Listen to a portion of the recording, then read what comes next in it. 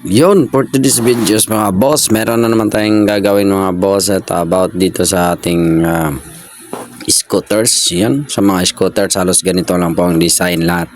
Pero itong scooters natin ay Mio 115. Yan, halos mga 1115cc na scooters, halos same lang sila ng engine. Yan, sa body lang sila nagkatalo or sa clearance lang sila magkaiba. Yan mga boss, ang gagawin pala natin ay magpapalit tayo ng pan tsaka o-ring.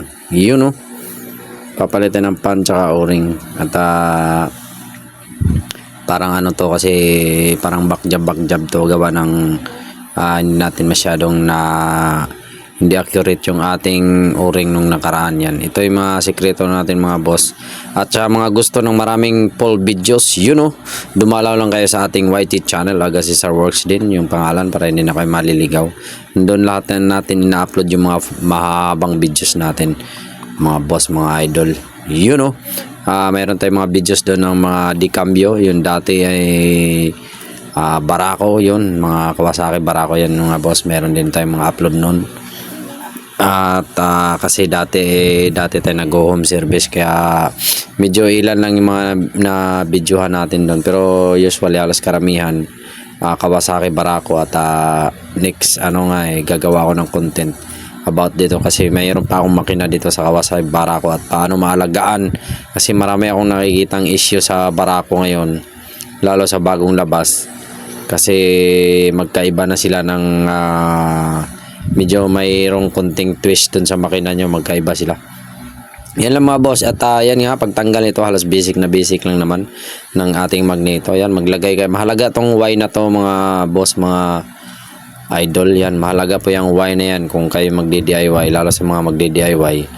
At lalo kung nagpapagawa kayo, yun. At pag hindi gumamit ng ganyan yung ginagawa nyo, wag na kayo magpagawa. Ayan, kunin nyo na yung motor nyo, may bigay lang kayo pang merienda, lipat kayo sa ibang shop.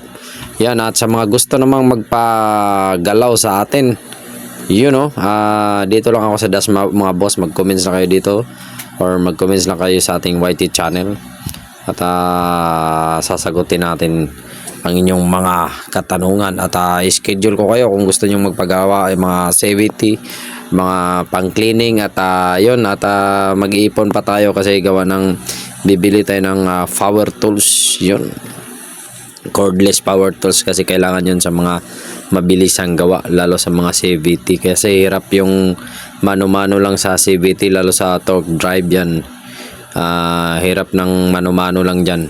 At hindi mo mahigpitan maigi yung ang daming kumakalas dyan, lalo sa nuts dun sa torque drive. Yun lang, yun, no? At salamat sa inyong suporta mga boss, at sa mga full videos nito na sa Agasisar Works. Thank you, God bless. Thank you Chan Vlogs, Elabon, General Bon, at sa lahat ng mga content creators na nakakilala sa atin.